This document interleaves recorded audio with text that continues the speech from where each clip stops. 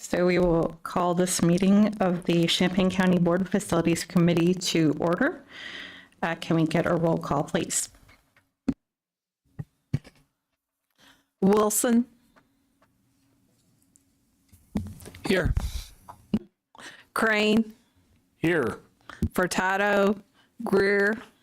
Here. Henauer Friedman. Here. Benish Theranat. Wiggs. Here. And Lakshin. Here. All right, thank you. Can I get a motion to approve the agenda and addenda for tonight's meeting? Moved by Wilson, second by Greer. All in favor? Aye. Any opposed? All right. Can I get a motion to approve the minutes from the June 3rd, 2025 facilities meeting? Motion by Wiggs, second by Crane. All in favor? Aye. Any opposed? Okay, moving forward, do we have any public input for today's meeting? It looks like we do not. Thank you, Jason. Communications from the board for tonight's meeting? I just, as you all know, we have Michelle Jett filling in, adding another hat to her pile of many as a facilities chair for the time being, until we're in a place where we can get a new facilities director in place. So welcome. Thank you. Okay. Moving on. New business. We have the Bennett Administrative Center wrap up. Okay, so just a couple of things. Next week, the signage people are going to be here, so all of our interior signage should be going up. So the wandering around hopefully will die down, as it'll be a little bit easier to tell where you're going. So we're looking forward to that. You probably noticed the exterior sign on the corner has been slightly dismantled. They're fabricating the new sides, so that should be back soon as well. The treasurer's payment box is now here. So just if any of your constituents ask, the drive-up box is no longer at Brookins. It's now here.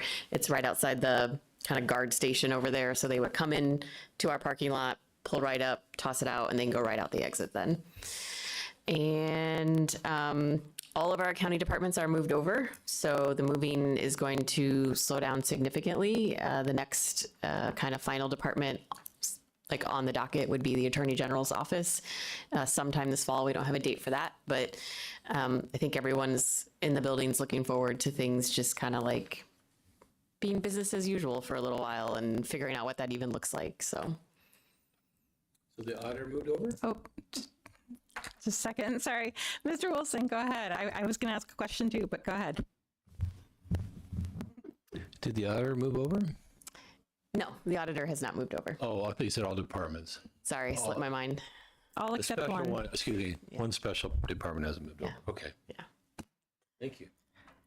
Did a walkthrough with the contractor on just kind of the odds and ends that we still have outstanding. So we're still working on a lot of that stuff. So. Okay. My question was, I guess, just a little more in depth on the treasure Dropbox that is off of Main Street. You go in the upper deck. Yeah, so and, like if you're coming in here to park, so come in the upper deck, but it just immediately keep turning to your right, and then there's that little guard shack, and it's just on a post right in front of it. Great, thank you. Yeah. We're discussing the Bennett Administrative Center wrap-up, the first item on the agenda. Is there any other discussion or questions from the board? All right, thank you. Moving on to the Pope Jail consolidation wrap-up. So my understanding is that everyone's back in the county, except for the security concerns, which last I heard, there weren't any of those even out. We have kind of one slightly major outstanding project over there. We have a grease trap that we have to replace and relocate. So we're waiting on the final kind of quote document on that from PJ Hoare, and then we'll get that done. And then honestly, the consolidation portion at the jail should be complete until we find something else. Ellie. So just want to make sure I heard that right. So there are no more inmates housed out of county at this point? Well, I mean, it changes, but my understanding from the last time I talked to the captain was for space reasons, there was no one out of county. Good, that's great to hear. Any other questions, comments on the Pope Jail? Okay, moving forward to discussion and approval of the Pope Jail roof project labor agreement. Yeah, so it's a big project. It's going to be $1 million all said and done. So falls under the PLA. The contractor got really excited and already signed it. So I don't know if you want to make edits. We can, of course, send it back. But I mean, since he signed it, I just put it in the packet so that you can see it. I did not change anything from the previous PLA. I also was just trying to get all the documents put together for the engineering firm to get everything sent out, and this was part of it. So it's the exact same PLA we've had for the county plaza. I just updated all the names and the dates in it. All right, can we get a motion to approve the project labor agreement for this one? Moved by Hanauer Friedman, second by Vinich Thernot. Any discussion on this one? Mr. Wiggs. I'd like to make a motion to amend page 11 where it says County Plaza renovation project. Change that to the Pope Jail roof project. Do we have a second on that? I think it's page 10. Page 10, yes. Do we have a second for this? All right, second by Crane. What was the wording for that? Do you want to read it since you have it open, Daniel? No, the amended wording. Oh, the amended, okay, on page 10, here we go. The amendment would be to the line under the first paragraph there, construction known as it currently says construction known as the County Plaza renovation project. We want to change that to construction known as the Pope Jail roof replacement project. As listed as Pope, I think it's the Pope Correctional Facility. Okay, Found a glitch in our website too. so that should read the Pope Correctional Facility. Champaign County Pope Correctional Facility. Okay, Champaign County Pope Correctional Facility roof replacement project. Is that correct? Michelle, does that sound correct to you? Perfect. All in favor of that amendment to the PLA? Any opposed? Okay, any further discussion on the PLA here?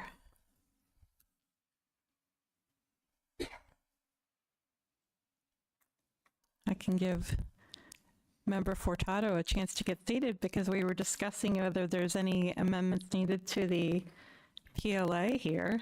Oh, a question? Yes, go ahead.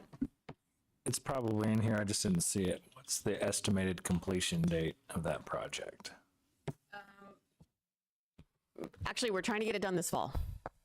Yeah, so we're trying to move quickly. Given the condition of the current roof, we didn't really want to do another winter with it, so.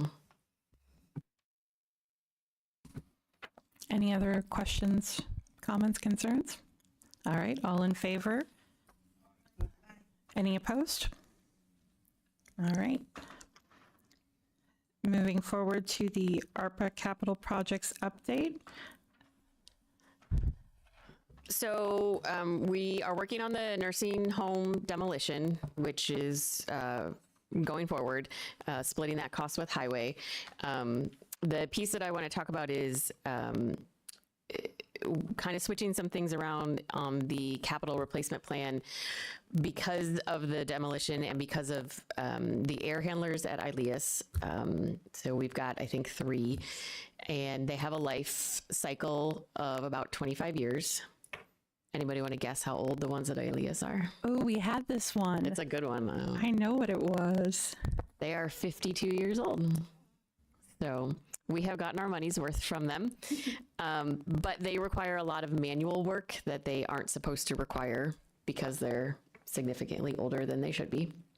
The issue with the biggest issue with the replacement, aside from the cost, is they're very large, and we're not 100% confident that we can get them in and out of the basement through the elevator with everything intact the way it's supposed to be. So what we're trying to do is coordinate the air handler replacement with the nursing home demolition, because the nursing home demolition is going to come all the way right up to the edge and expose the ILEAS basement, because the ILEAS basement and the nursing home basement butt up against each other. So we're still working on all of the quotes and the timelines and everything with the experts on this, but I just wanted to throw it out there now so that you're aware of it, because the next thing when it comes back is going to be the conversation of, so we're moving a pretty large project up on the timeline and putting some other projects farther back on the timeline. But the savings of not having to do any demolition in the ILEAS basement when it is time to do the air handlers is going to be worth it, because we would be tearing down a functional wall to get the air handlers in and then having to rebuild it, whereas just taking advantage of a brief moment in time when we happen to have a gaping hole into the basement. So that's what we're trying to do. Yes, Stephanie. A few questions. So that is not on this list at all. Right. So would that be coming just from our CARF? Yeah, the and air then- handlers are in CARF already. Okay. So it's just going to be a matter of moving some things around, which is why I wanted to bring that up now. Okay. And I think on there is, what is it, the generator Yep.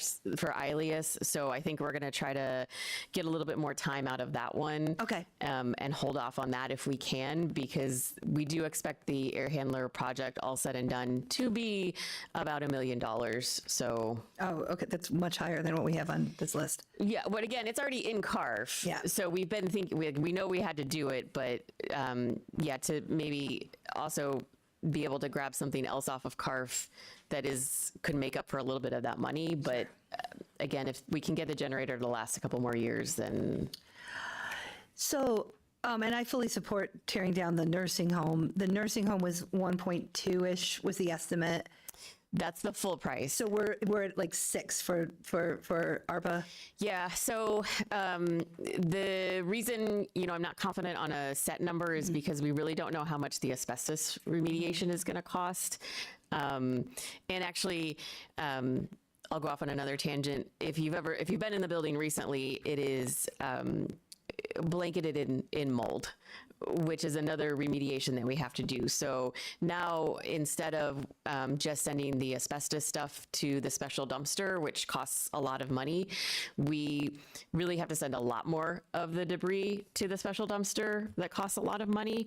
One, because it's just like so unhealthy to be in there to sort this material because it's so bad at this point, and also because the mold is so bad, they don't want that in the dumpster in the regular landfill either. So I bring that up because we won't know until we get it all torn down and weighed how much that's actually going to be. But we're thinking, 1.2, split that with highway. That's probably where that cost is going to end up. I also bring that up just because we are thinking ahead to making sure that this doesn't happen to any of our other buildings that are tentatively on hold for usage. So I'll probably be back in a couple months to talk about spray coating that we want to put on the roof of the jail, of the old sheriff's office, to prevent any further water damage from getting into the building, just to, again, stop mold and damage that, when we do tear the building down, ends up costing us significantly more money when we could have put a little bit of money out now, sprayed the roof, and it doesn't need to be pretty, it just needs to be functional and save us some time and headache down the road. So I know that we are just putting the RFP on the street for the jail roof, and we estimated it at 1.4. So recognizing fully that these are just estimate numbers, that's 2. And I believed the money we had to spend was around 3. So my biggest concern, as you know, is always, are we going to get this ARPA money spent out by 2026? Can you walk me through what the other $1 million is for? I mean, are we continuing this priorities list? And then what is the status of all of these other projects? So like the next one on the actual list was the found 2 more things on the jail, and then, Yeah, so a lot of this stuff is, in progress. So Okay. the boiler for the courthouse is ordered. We're just waiting for it. okay. Sorry, what? Feed water tank. So that is on its way. All of these JDC projects are in progress. All the JDC projects are in progress now. We've got the architect engineer putting together the RFPs, so I'm kind of expecting that money to be pretty well spent. The security door access upgrade at the courthouse is in progress as well. Effie Moran's probably going to start actual construction probably by the end of this month. We've done a couple of things at the coroner's office, and I've reached out to her about the rest of her stuff that was authorized for her cots and getting rid of the carpet that she has in her space. So expect that to be spent as well. I'm not worried about spending the money. I think, it's August of 25. And I've made it very clear to everyone that I've talked to that we want to do the projects right now and get them done. So I think that we're in a good place at this point. Are the last question, and then I promise I'm going to stop asking questions. I do remember why I did actually see they were in progress. Are any of these season sensitive besides the roof? The air handler one will be for Ilias because we will actually have to turn off all heat and AC. So we're trying to, kind of time that one a little bit. And they have a lot of trainings and stuff where they have large amounts of people in the building. So that will definitely be a bit of a coordination. And then throw on top of it, we're trying to coordinate with the timing of the nursing home demolition. So that one's going to definitely be the most sensitive to figure out. The jail roof, we're just trying to get that done as quickly as possible. We want that done before winter, but it would be great to have the courthouse boiler feed project done before winter, because we're really stressing out the boilers, is my understanding, with trying to run the heat with what we currently have capacity. But I think everything else, the JDC stuff is outside. Some of it's outside, so I don't know that we'll be able to get it all done this year, but I think we can at least get it to the point where as soon as it's nice next year, it's just finishing the projects. It's not like RFPs and stuff. Did you have a question, Ben? All right. I'm going to move and let Mr. Esri go ahead. And Thank you. Basically thinking out loud here. On the Ilias, the air handler, instead of walling that back up, has it been thought of, and I realize it'd probably be more expensive, but would there be any big benefit to just leave some big access doors and basically a hole? So for further on down, however many years, definitely not a day-to-day that people are going in and out. It's just literally a service point to get into the basement. Yeah, I can definitely bring that up with them. I know that we're putting in, our current plans are to put in like very large double doors where on the first level, like on the ground level, when we close everything back up, so that if we need to bring in something onto the first floor, we have doors that we can swing all the way open for that. But I can ask them to kind of give us an estimate of like, if we wanted to get something large in and out of the basement, what would that look like? I would want to avoid anything that has an elevator. But I don't know, maybe we could do like a rope and pulley system. My thoughts were, even if it was like I said, granted, it'd have to be fenced off or something, but Yeah. You have to get a small lift or something, but Yeah. Not an elevator or an outdoor or anything, but just literally kind of a hole that, okay, you could, something big, just set it down and then wheel it in. Yeah. Just a Because the thought. facilities committee in 25 years will really appreciate that we thought that through. So, we're thinking like third, like lower level walkout sort of access. Yeah. Mr. Wilson, did you have something? Yes, thank you, Chair Loxton. Okay. Couple questions. The actual current cost, is that cost to date, or that's going to be the all-in cost? that's either like we've gotten to a contract level cost or what we've paid so far in getting the process going cost. Like the JDC costs are lower because that's what we've agreed to so far with the architect and engineer. We haven't done the RFPs yet. But the Pope Jail is significantly higher because we've done the contract and we think it's going to be about that for sure. So I guess, it's not dollars spent, but it's what we're most confident saying dollars spent is so far. Do you think it would be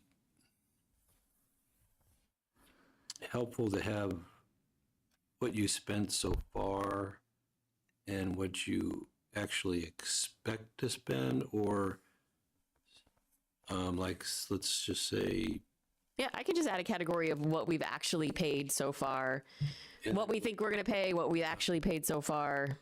Yeah. Mm-hmm. all right, thank you. Yeah. Oh, Ellie. Do you have a timeline on the 2 MetCAD projects at all at this point? I do not. I'll be honest, they're not. MetCAD is asking for some interior work to be done right now. They have some office expansions they want to do. And our maintenance team is working very hard, but stretched very thin. So I'm trying to get the interior MetCAD projects done, and then we'll come back around to see what we can get done on the ARPA list. Steve? There isn't anything, there have not been formal discussions, but I have had some informal discussions with the MetCAD director about the possibility of selling that building before we would need to do that work. So Eric was doing some of the lead work on that, and that's kind of fallen by the wayside, but I will reach out to Ralph at MetCAD and try and start that up again. And hopefully we can work something out where that little over $500,000 won't have to come out of facilities budget. That's part of the reason why we no longer have any county staff at that building. I think I need a rear view mirror here so that I can see if you have a question or input there. Anything Maybe you should be on this side. perhaps. Well, we're learning how it's going to work. Yes. Anything else for ARPA projects updates? It's going to be really sad when we don't have ARPA money. I know. I'm already dreading the day. Like, Moving on. Meetings will be a lot shorter. Yeah, meetings might be a lot shorter. We'll see. Moving on, Animal Control Capital Fund. okay, so we bought the Humane Society building. It currently stands empty since we purchased it. We had a thorough assessment done by GHR Engineering Company. They have identified about, I think, $1.2 million worth of work that they are suggesting we do. I'm not saying that we need to do all of that, but there is a major HVAC issue there. The HVAC system in the building is not commercial grade for beans that are covered in fur all day long, right? So it's just not, it cannot stand up to what is happening in the building. And we know that because the Humane Society was in there. So that alone is a very significant cost. The animal control is self-funded from fines, fees, licenses, all of those kinds of things. They have a healthy fund balance, which we've done on purpose because we knew we had this building project. We think by the end of this year, they'll probably have about $700,000 in their fund balance.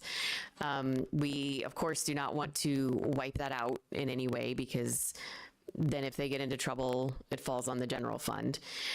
So my question tonight would be, is this committee at all interested in investigating the possibility of, if we could even legally do it, of the general fund lending money to animal control to get the construction done so we can get them moved because the building is sitting vacant, and structuring a repayment from the animal control fund over, 3-5 years. I don't know exactly.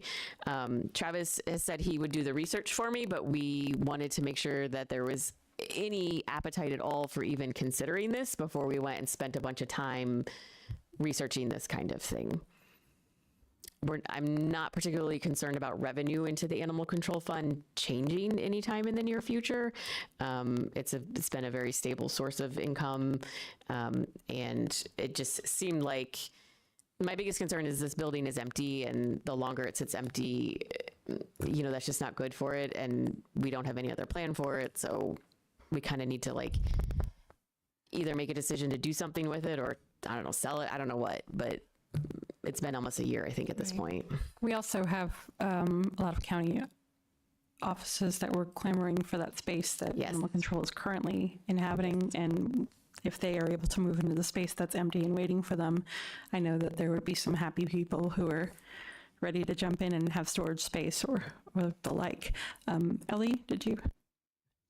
Yeah, that was part of my question, is what would happen to the building, but also what amount, sorry, back to the finance side of things, what amount would need to be lent from the general fund? So I don't know that yet. There's two things that need to happen. One, I need to sit down with the facilities team, and we need to actually make decisions on, based on the GHR report, what is it that actually needs to be done before we can move animal control in? What are the needs versus what are the wants, and figure out what that dollar amount is.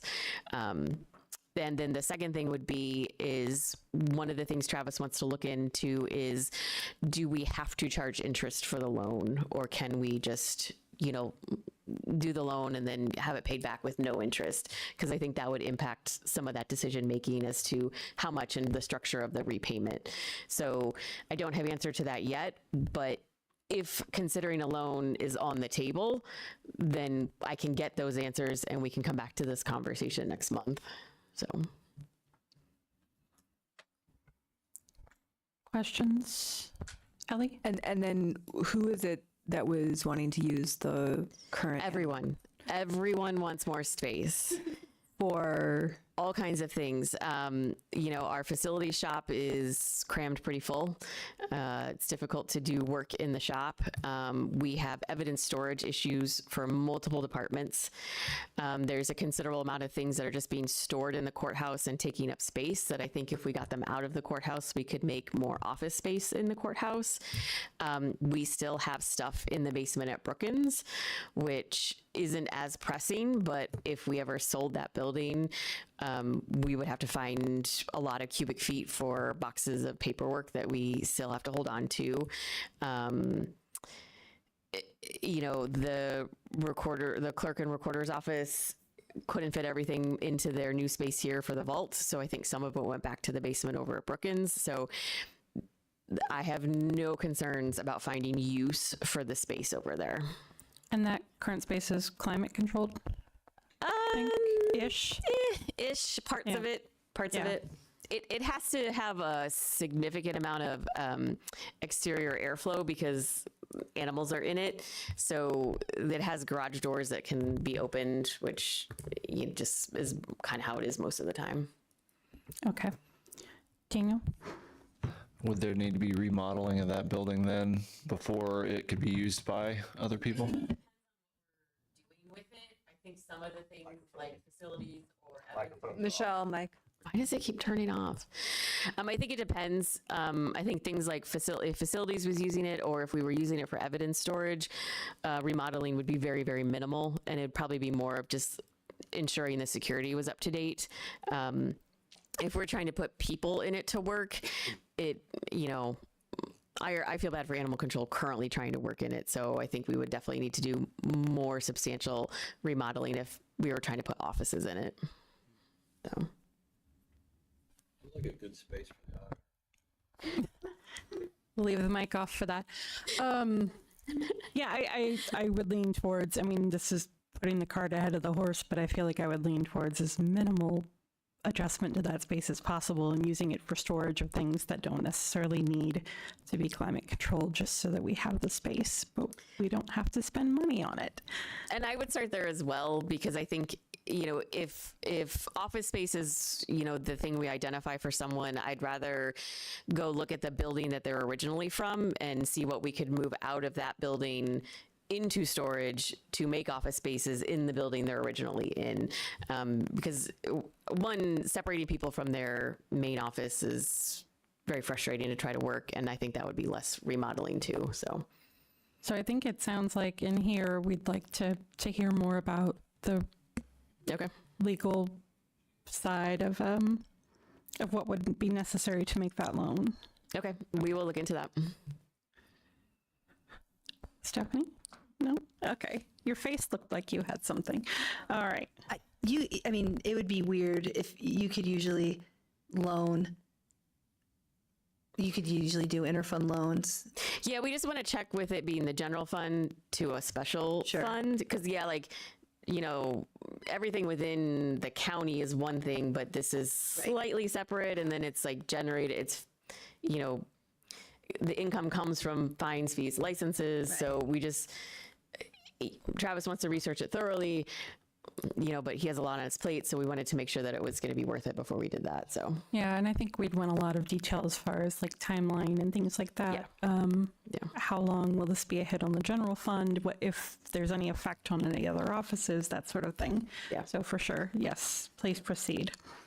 Just as a matter of logistics, I mean, I think this body is fine to thumbs it up, but the approval should have to go to the whole body because it's a financial issue more than anything else. For sure. So I'm thinking we'll do the general research, bring it back here, see what kind of questions you all have, make sure at least you are comfortable with the idea, and then we'll move on to the whole board. Yeah. I was thinking this was just for the thumbs up for the research. Yes, just to go do the research. Yeah. Okay.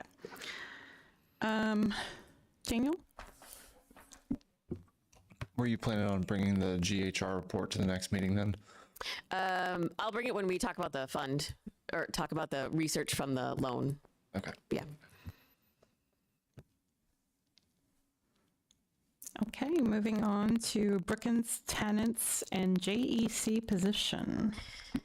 Okay, so we still own Brookins. In case anyone didn't know that, we still own Brookins. RPC obviously still there. Last time the executive and I checked in with them based on the things that were happening federally, they were looking for stability and not anything that would increase overhead costs for them. So they're planning to remain at Brookins indefinitely at a minimum until things calm down and are a little bit more stable on the federal level, and they're not so worried about their funding day to day. So that is one entire pod for sure, minimum right there. And then they have the ICERT program, which is that climate, I don't even know what's climate. Indoor climate research. Yeah, training, renovation training or something. I don't know. So they're looking for a new space because RPC is taking over that program from the U of I, so they need a new space outside of the U of I's current home for it. So we're moving forward in the conversations with them of them taking over pod 400, which is the pod that has the gym, and Shields, Carter, Putman, and the storage room that is part of the clerk's office. So they would take over all of that space for the ICERT program. It would involve extensive renovation to pod 400, particularly in the gym itself, to set it up for them to be able to do the hands-on training of home building that they do. So if they do something like that, they're asking for something like a 10-year lease, which, given the level of renovation that they're planning, makes sense. So they have looked extensively for other sites, and it's very difficult for anyone to match our pricing and also be willing to do a clause that if the grant that funds the program is ever canceled, the lease would be canceled, right? Like a commercial landlord isn't gonna go for that. So that's been a bit of a hiccup for them as well. So if we have them move in and RPC stays and we're keeping the building needs to be financially self-sufficient. we cannot afford for the general fund to be providing for this building. I think we can make the building self-sufficient with tenants. Eric did a bunch of work on the math for this before he left. So we've got a price, kind of like our rock bottom break-even price per square foot, and that covers everything. It covers utilities, it covers custodial service, it covers the the paper goods, toilet paper, paper towels. It covers adding a maintenance person to manage the building, and it even covers capital. So the price includes almost $6 that goes just straight to a Brookins capital fund. So future capital projects from Brookins would come out of that fund. They would not come out of the general fund. Having said all of that, managing that is a huge amount of work. And I know that because I'm trying to do it right now. And I'm really tired of talking about leases already with people. So one of the things that we built into that cost was a position to manage all of our rented buildings. And it would be based in this Brookins building. And I would imagine the Brookins one would take up the majority of their time because it has multiple tenants versus our other buildings that have one tenant per building for the most part. So that is the JEC portion of this topic is the job description. I wrote it out. I submitted it through JEC. They graded it.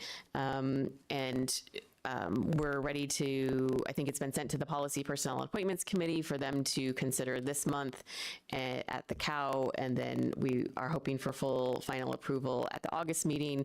And to be honest, I'd really like to post the job as soon as possible. I think as soon as we start having revenue coming in from tenants, which actually has already started, we have a very small tenant already as of August 1st, that money can immediately go to funding this position. I am working very hard to make sure that everything that we're doing at Brookins is not coming out of the general fund. It is coming out of the revenue that is coming in from tenants to the building. So that is what I wanted to cover for item F and see what kind of questions and concerns you all had.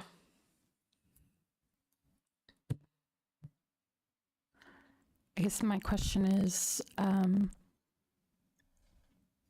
with the current tenants that are already in place prior to August 1st, are we covering that position at this point, or is this going to be from what comes in beyond RPC? And so it'll be kind of both, right? So one kind of budget implication will be that for 26, I will ask that the rental income from RPC that has just been dumping into the general fund be redirected into the Brookins fund as all other tenant funding would, so that it contributes the same way that all the other tenants are, because also all of the calculations are based on like the full square footage of Brookins being rented, right? So all of that money would need to go to the Brookins costs. But I don't think that based on the fact that it, we might fill this position like mid-September at the earliest. I don't see a situation where, again, we aren't generating the income already in Brookins with new tenants to pay for that before we even get to January 1st of next year.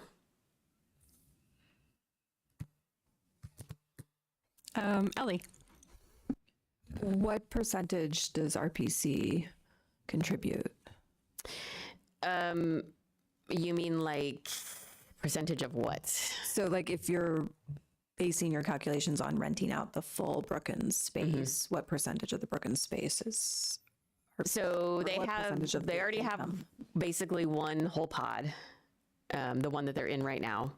And then they are looking to add on and also start renting in the old admin hallway. In the middle of the hallway, there was that reception desk. So from that point all the way back towards Shields Carter, they want to rent all of those offices as well. So that percentage, I can get you like a total square footage percentage for the next meeting if you want to see that. I guess I don't know the building well enough to like just ballpark. Is that like 50% of the building? Like how much is left to rent out? Oh, significant amount. So all of the clerk's office would be open, the treasurer's office, the recorder's office, mental health board space, attorney general space, planning and zoning space. Those are all available. Yeah. And I've got, kind kind of like 3 other entities that I'm already talking to. So we are, even I just went online yesterday and was kind of poking around of if I wanted to rent commercial office space, what would that cost me in Champaign-Urbana? And for everything that we include in our rental cost, we are still significantly less than market rate. So I'm not concerned that we won't be able to get tenants. I just need a person to be the point person, show people around, get the leases signed, and then, because tenants are going to come and go, so that's going to always be a thing. And then managing the relationships among the tenants, because we're also probably going to end up with like, I don't know, honestly, probably like 8 to 10 different tenants in the building. I would like them to kind of be the first person to respond to maintenance issues to see what they can handle versus what needs to be sent straight off to the maintenance team to deal with, that kind of stuff. So. And I will, as we get a little bit further, I think probably by next meeting, I can have like a spreadsheet of like all the different square footage options that we have and what's filled and what's not. Stephanie? I mean, if RPC wasn't in the position that they're in, my strong position would be just get rid of it. But they are, and I think they're very important to the county, and so, at least in the medium term, we need to come up with a plan. That said, I do not want this draining. I do not want anything on the general fund on this. So what kind of sort of tripwire is there going to be to bring it back to the board if that relationship starts getting up? You know what I'm saying? Like, I'll be honest, like, I'd like there to be some sort of vote that requires some sort of permission to, if I do not want this subsidized by the general fund. Do you know what I'm saying? So like, I want it to be structured in a way that the board would have at least awareness, if not a formal ability to say no. I'm not saying like we'd be like, that's it. I mean, because we're going to have leases, but I do think there needs to be some sort of mechanism by which if our best case scenario doesn't come into play, that we don't get in a situation where in dribs and drabs, this is becoming a weight on the general fund or on CARF. Right. Well, the current plan is that all of the Brookings money would be separate and independent from all of that. And I'm already driving Travis crazy because I've asked for another fund to be made, because I want to be able to clearly see this money as separate outside of all of our other funds. Also for transparency for our tenants as well, to say, you're giving us money and here's what we're doing with it. I think for your question about making sure that general fund money is not being spent, I think the easiest thing would be to just write a clause into the budget resolution that in order to transfer anything into what will eventually be the Brookings Fund, I don't know those numbers yet, requires a board vote. Yeah. Jeff? Thank you. Wholeheartedly agree with my neighbor right here. I think that would be my biggest concern. And then the benefits, all that's associated with the job, how does that get paid? Is that? It's all wrapped into the square footage price, salary and fringe. And is a person part of the union? Yes or no? Yeah, they're still like full county employees because we can't like separate that out. But their position would be contingent upon, well, all of our positions are contingent upon funding. So it would be the same concept. If for some reason, the building vacated and we didn't have any revenue, then we would start eliminating the positions associated with the building. Oh, why? Just thinking. Why does a person have to be a county employee? Why can't the person or individual be part of RPC's funding allocation and they pay the salary, the benefits for this individual, just like they do the other people that are working RPC, or am I missing that? Well, RPC employees are county employees. Oh. And we would want someone who's not, like, if there's going to be other tenants that Yeah. And if there's going to be other tenants than RPC, we wouldn't want one tenant to control the building staff. We would want it to be like a neutral third party position kind of situation. Yes. RPC is grant Microphone. RPC is grant funded, and I don't believe that they would be able to fund a position that would do anything other than service RPC's portion. Okay, one more question. Help me with the gym, is it used by the general public? If RPC takes over the gym, then it's no longer available for community, or? Well, it hasn't been available all year because it's being rented by a local basketball club. And they have exclusive use to it. They've been very generous of letting other people use it when asked, but we signed a lease with them and they decide how the gym is used. They're fully renting the gym. Yeah, it used to be Park District, but when they opened their new facility, yeah, we don't, It's not okay. they don't rent that anymore. Well, just like Member Furtado, there's got to be no way, anyway, right, that affects the general fund. I'm sure we all believe it's all going to work out, but there's always that one day when things aren't working out, and then we'll all feel obligated to keep the individual employed because of whatever reason. But somehow there's got to be a way, so it's not tagged to the general fund, and the person's reporting relationship is to the director of facilities. Mm-hmm. I mean, this position will be funded in the Brookins Fund. So if the Brookins Fund starts to decline, the literal funding for this position is also declining. The person will not be paid out of the 1080 fund. Right. So if we're, like I say, 10 years down the line or whatever, we're selling Brookins because we don't have tenants anymore. I mean, to me, that would make sense that this person would no longer be employed at Brookins because we don't own it. So if there's, space available where they could transfer and have a position at another facility, great. But if not, then we don't have a need for that anymore. Stephanie. Carolyn, you haven't spoken yet. Go ahead. Green means go now. Yes. Quick question, would these positions know that their position is totally funded from a different funding? Yeah, this position would know that their funding is explicitly tied to the number of tenants we have and how long we have those tenants.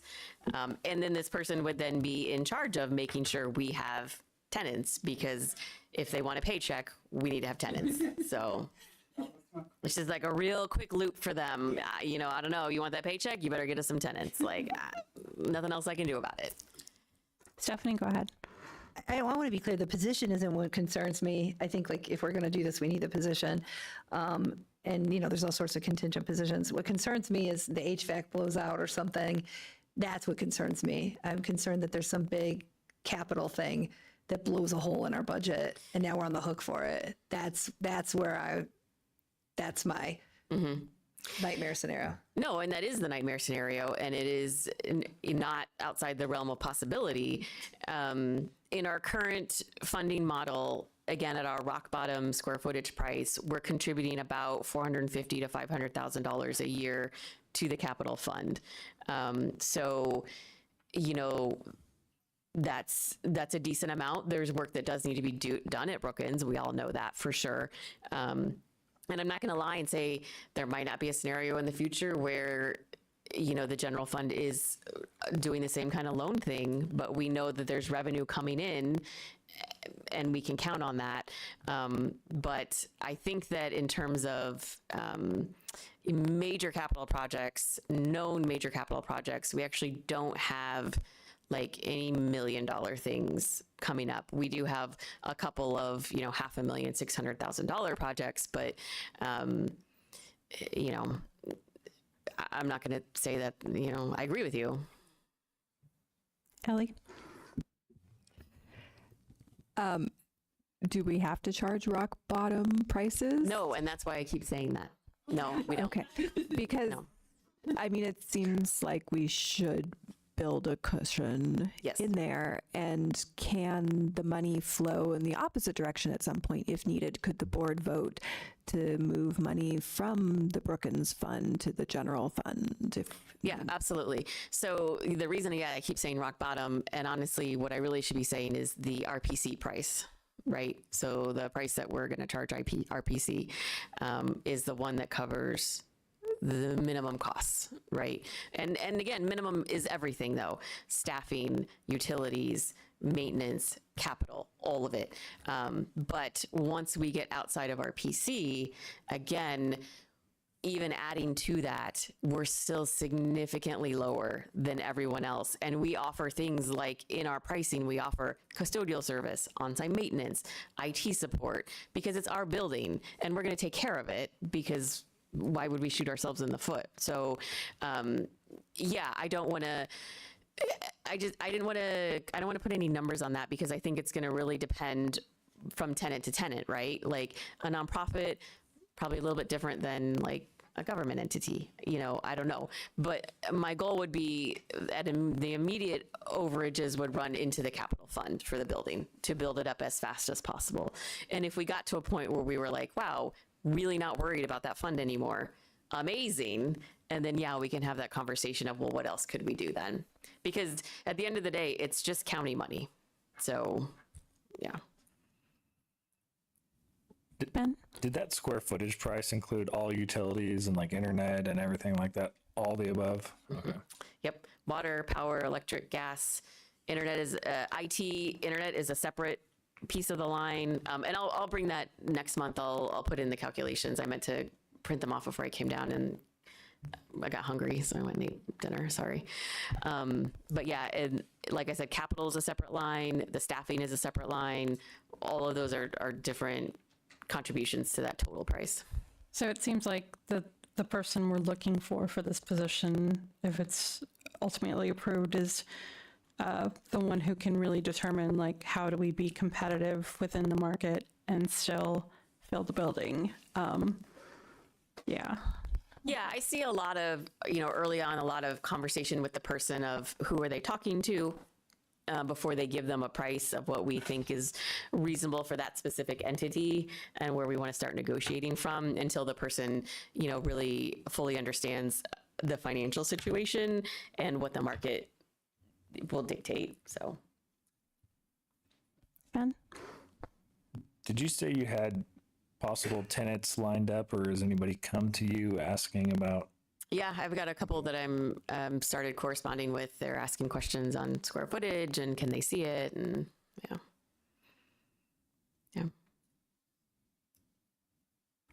All right. Any other questions, comments, concerns on Brookins? Okay, moving forward to the maintenance staff structure. So I've included the 3 maintenance job descriptions that we have. We have maintenance worker, senior maintenance worker, and then skilled trade. And what ends up happening is we have 3 skilled trade positions, I think 3 senior maintenance positions, and then the rest are maintenance positions. And so obviously the goal would be that we have, well, I think our goals are a couple of things, and I guess maybe we should make sure we agree with this. I would think our goals are that we are a destination employer where someone sees their career happening, right? And then that means that people are here for a very long time. So, but when we have 3 set skilled trades positions and set number of senior maintenance positions, if you are joining our team and we've got people in those positions and they're planning to stay in those positions until they retire, there's nowhere for you to go. There's no ladder for you to work towards. And I think that changes us, because we have people who maybe have the skill and the interest in becoming a skilled trades position, but there's no incentive for them to do that because we cannot move them into the other type of position. So I don't have any requests right now. I'm just bringing this up because what I'm going to try to start researching is something more along the lines of a maintenance 1, 2, 3, 4 ladder system that maybe we could work towards, and that would maybe even eventually not necessarily have set numbers per position, but would be dictated on the person's attendance to trainings, learning skills, learning specialties that apply to the county, and then testing. So once they can pass testing levels, they can move up the ladder system into eventually having a very strong team of people who are at maintenance 4 type levels and retire from those positions in that area. So I just wanted to put that out there, that that's something that I'm thinking about, and I'm trying to figure out how we can do that a little differently, because it just, I've talked a lot with the maintenance people that we have, and we have some very committed, very driven people who have said, I want to move up, and it's very clear there's nowhere for me to go right now.